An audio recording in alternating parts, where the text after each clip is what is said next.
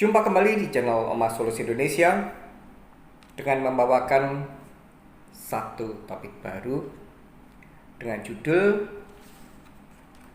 Jangan ragu untuk melaporkan ke polisi jika Anda korban dari sebuah tindak pidana.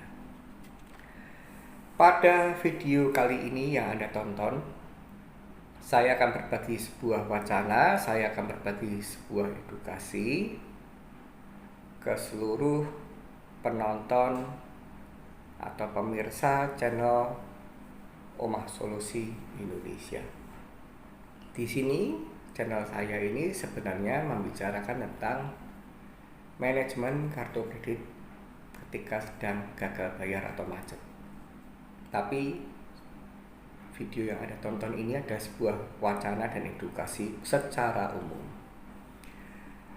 Ketika kita ini sudah kita simpulkan, sudah sebuah pengumpulan data yang akurat, dan kalau kita bahasakan atau biasanya seringkali disebut sudah status datanya adalah A1. Seringkali banyak orang ketika kita ini sebagai korban tindak pidana, kita enggan sekali untuk datang ke kantor polisi melaporkan pelakunya dengan berbagai macam alasan. Jadi bagi Anda penonton channel Omah Solusi Indonesia yang khususnya misalkan atau umpama Anda saat ini memang sedang menunggak hutang kartu kredit, itu artinya kan mau tidak mau, suka tidak suka kan, penunggak hutang kartu kredit ini harus berhadapan dengan kolektor. Entah yang Anda hadapi adalah kolektor debt call-nya, kolektor yang melakukan penagihan dengan cara datang ke rumah atau datang ke tempat bekerja Anda. Bisa jadi yang Anda hadapi adalah desk call-nya, kolektor yang melakukan penagihan dengan cara menelpon. Yang ditelepon atau yang dihubungi bisa nomor fix line tempat bekerja Anda atau pemegang kartu kredit atau card holder yang terkait, atau ke tempat rumah tinggal Anda pemegang kartu kredit atau card holder terkait, atau bisa langsung malah menelpon ke handphone langsung. Dan tak jarang, saya katakan tak jarang, ketika kedua kolektor tersebut melakukan aksinya, itu sebenarnya mereka itu sudah di-training, sudah di-briefing oleh bank penyuruhnya, bank terbit kartunya, untuk tidak melakukan hal-hal yang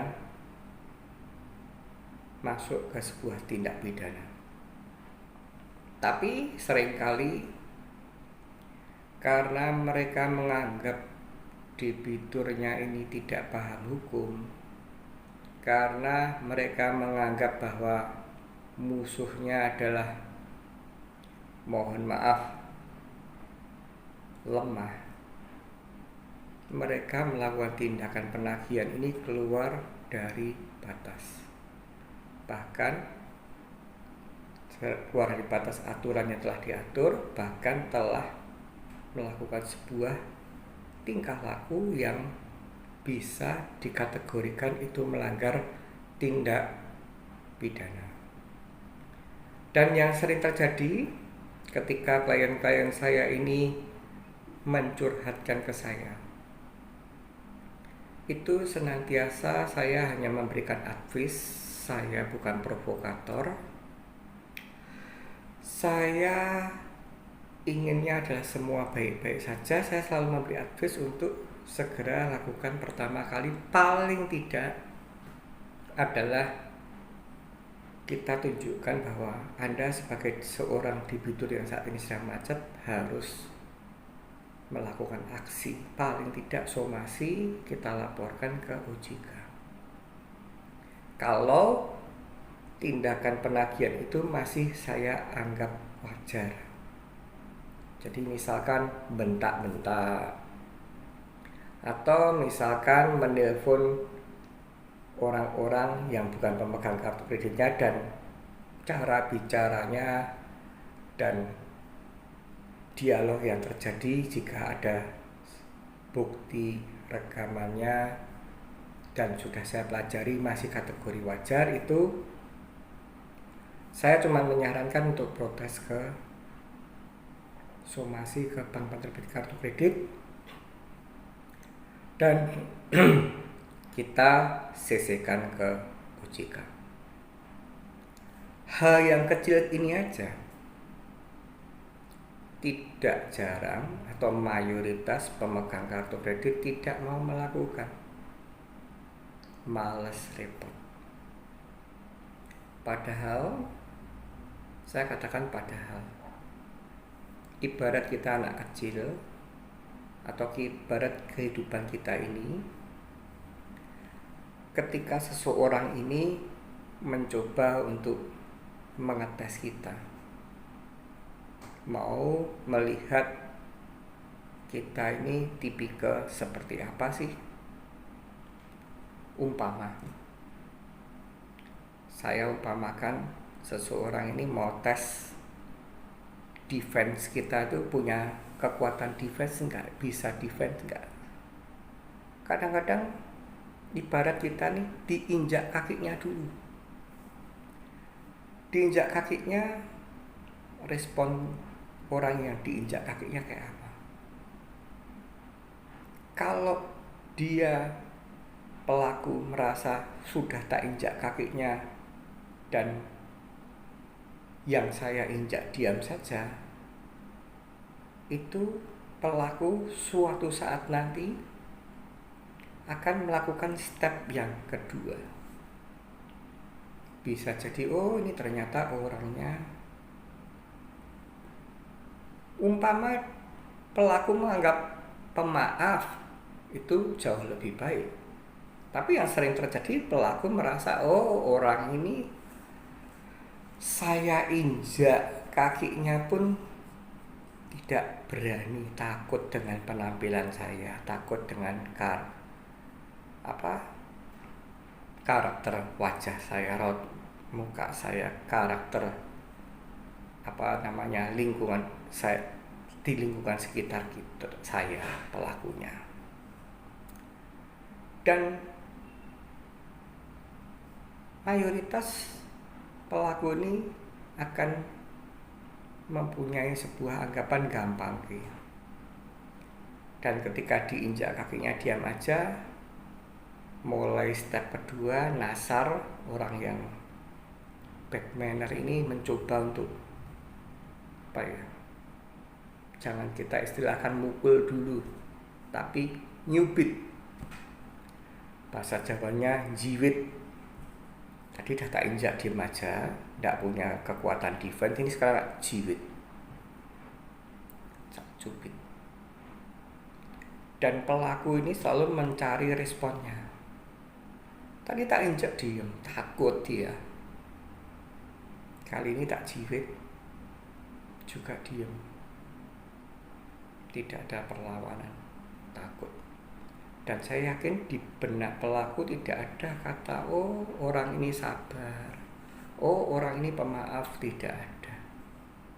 Yang ada hanyalah di benak pelaku adalah, saya dahsyat, saya hebat, kamu takut, kamu jiri.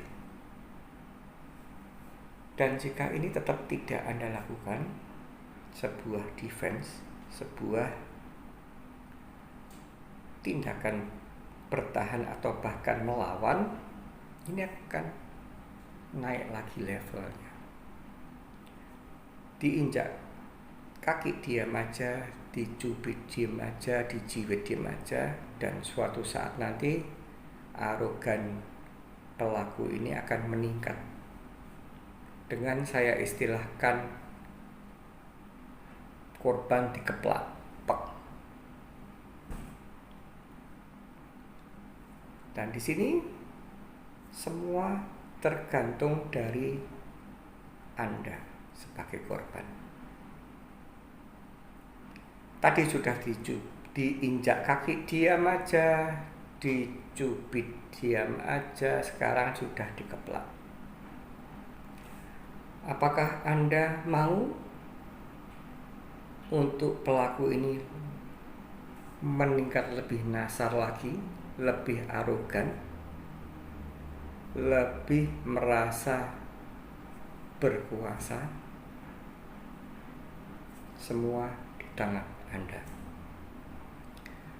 Ketika entah itu Depkol, entah itu Deskol melakukan pelanggaran, itu sebenarnya tidak bukan seperti yang sudah saya ilustrasikan tadi.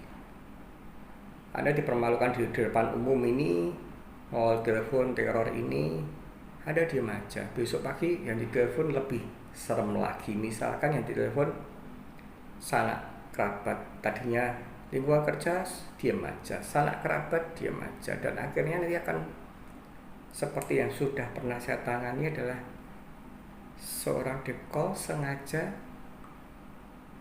menagih ketika card holdernya sedang jemput anak sekolah. Disaksikan oleh teman-teman sekolah anaknya, disaksikan oleh beberapa orang tua teman-teman anaknya, dan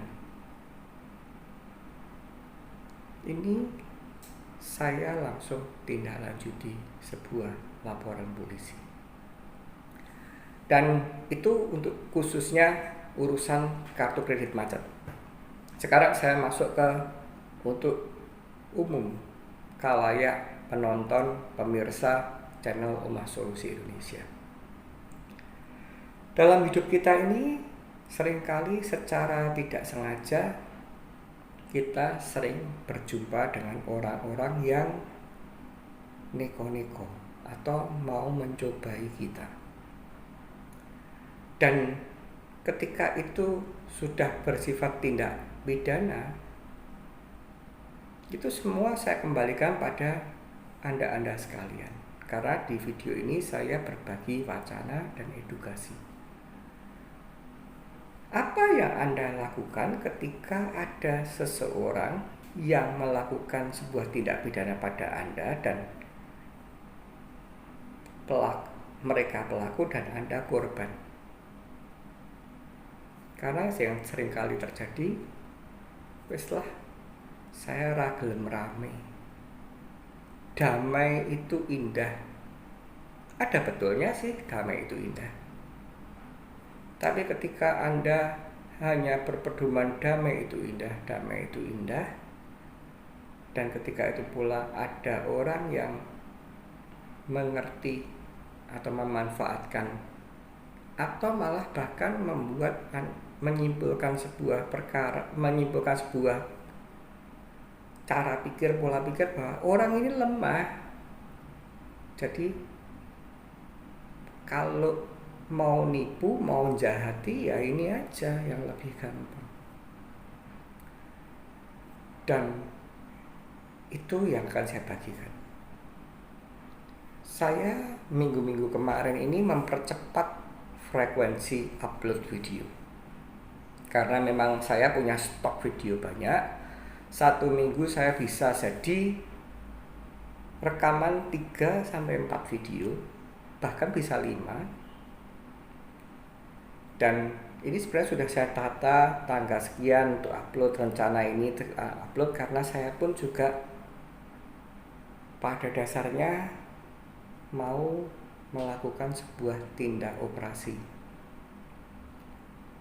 Jasmani saya ada sebuah sakit penyakit, tapi rohani saya tetap saya jaga untuk sehat. Jadi saya ini sebenarnya mau melakukan sebuah tindak operasi, sehingga saya stok banyak video agar supaya bisa diupload oleh tim kami. Dan sebelum saya mau operasi, pastilah saya harus berpikir banyak tentang apa saja yang harus saya persiapkan, dan salah satunya adalah pelaporan SPT tahunan 2021. Silahkan Anda melihat di video saya. Pertama adalah jangan lupa lapor SPT, dan yang kedua hanya berselang 1 hari saya percepat adalah judulnya ono ya ono ning aja ono. Dan ini terjadi di saya. Di sana saya bercerita bahwa saya ada orang yang coba-coba untuk mengetes saya itu siapa, mengetes saya kalau digitukan, dalam arti digitukan untuk ditipu atau dijahati atau diancam, apakah Hani Tejo Wahyono itu berani. Dan itu sudah saya ungkapkan detail di ngono ya ngono ning aja ngono, silahkan Anda lihat. Dan ketika saya sudah mengetahui orang tersebut, karena percayalah pada saya, sepandai-pandainya menyimpan bangkai pasti akan bau. Aroma sedap-sedapnya akan menyebar. Dan saya bukan orang yang arogan, saya bukan orang yang temperamen. Saya melalui segala prosedur hukum yang sudah saya lakukan. Saya peringatkan orang tersebut untuk mau duduk bersama merembukan atas tindakannya, diagendakan oleh tim legal saya berkali-kali, tapi balilo. Dan ketika itu sudah dilakukan, dan ketika orang ini mengabaikan atau mungkin menganggap Hani Tejo Wahyono itu nothing, itu hak dia. Dan setelah tanggal yang sudah ditetapkan disomasi tidak diindahkan, saya langsung melakukan tindakan tegas dengan melaporkan orang tersebut ke kepolisian. Nanti ini akan saya upload, akan saya taruh di akhir video supaya Anda bisa melihat. Ini akan saya masukkan di akhir video. Dan apa yang saya lakukan ini seperti yang tadi sudah saya ceritakan di awal video ini. Ada kalanya saya berbagi wacana, berbagi edukasi, beranilah keluar dari zona nyaman. Ketika ada sebuah perkara di mana Anda di posisi yang benar. Saya katakan di posisi yang benar itu bukan anggapan, tapi dari hasil diskusi, dari hasil pengumpulan data, dari hasil runtutan. Dan ketika itu sudah saya dapatkan semuanya, pegangannya, data, bukti, dan pertemuan-pertemuan one by one dengan orang-orang yang terkait yang berwenang, yaitu di kantor pajak sudah saya lakukan. Dan ternyata apa yang diomongkan itu oleh pelaku ini memang bohong semua. Ya, saya dengan sukacita membuat laporan polisi ini, dan bukan berwujud delik perkara, delik aduan, tapi langsung laporan resmi. Dan harapan saya, berat hati saya, tapi ini semoga saya tega dan tegas. Karena kalau kita mau memulai sesuatu, jangan sampai kita lupa apa tujuan kita, hasil akhirnya. Dan ketika itu sudah saya lakukan, ya itulah tadi judul kita. Jangan ragu untuk melaporkan ke polisi jika Anda korban dari sebuah tindak pidana. Memang akan terjadi proses hukum yang kalau kita bilang melelahkan, apalagi ini pandemik virus COVID-19 ini diambang peak yang ketiga, puncak yang ketiga. Itu artinya dengan saya melaporkan polisi secara resmi, nanti saya akan dapat panggilan untuk BAP dan lain sebagainya. Ada acara-acara yang prosesi yang harus dijalankan, tapi itulah yang saya ajak, itulah yang saya himbau kepada Anda sekalian. Ketika Anda dalam posisi benar, Anda tidak berani keluar dari zona nyaman.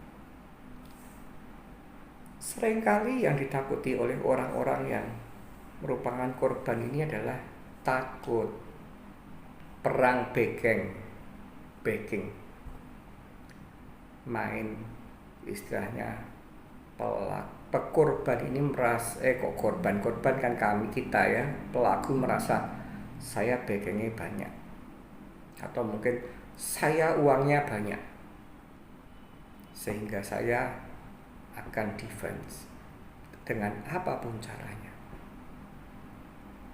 Silahkan Anda lakukan. Anda punya backing, entah itu non hukum ataupun hukum, entah itu orang menggunakan preman atau menggunakan mungkin relasi-relasi Anda. Tapi saya katakan sekali lagi, zamannya sudah beda. Ketika Anda bermain backing, Anda tidak bisa merubah warna hitam Anda jadikan putih, tidak akan bisa. Dan warna putih Anda jadikan hitam, tidak akan bisa. Karena rumor yang ada, hukum tajam ke bawah, tumpul ke atas. Atau rumor yang ada bahwa berperkara itu harus keluar banyak biaya, walaupun Anda dalam posisi korban. Rasanya saya tidak percaya akan hal itu, karena di sini, di video ini, saya masih punya keyakinan pemerintah Republik Indonesia kita tercinta ini ingin dari hari ke hari, dari bulan ke bulan, dari tahun ke tahun, ingin menjadikan negara Republik Indonesia ini semakin baik, dahsyat, dan dipandang di mata internasional lebih luar biasa. Dan ingat, kasus saya ini terkait dengan institusi pajak. Artinya ini institusi vital negara. Dan nanti dengan berjalannya proses hukum, semuanya biar terang benderang. Karena ketika saya ke kantor pajak, pihak pajak sangat bersukacita menemui saya dengan luar biasa, dan mereka siap untuk menjadi saksi atas tindak pidana penipuan, bahkan ada tindak pidana pemalsuan dokumen atau pemalsuan tanda tangan. Dan mereka, kantor pajak ini juga tidak akan main-main. Siapa tahu orang yang tadi membohongi saya ini memang punya main-main dengan orang dalam. Pihak pajak mengatakan kita sangat senang. Silahkan Anda lapor polisi supaya kita bisa tahu ketika mungkin di dalam instansi kami ada duri dalam daging yang harus kita singkirkan. Semoga video ini bermanfaat. Semoga Anda bisa mengerti makna dari video yang saya buat. Ketika Anda memang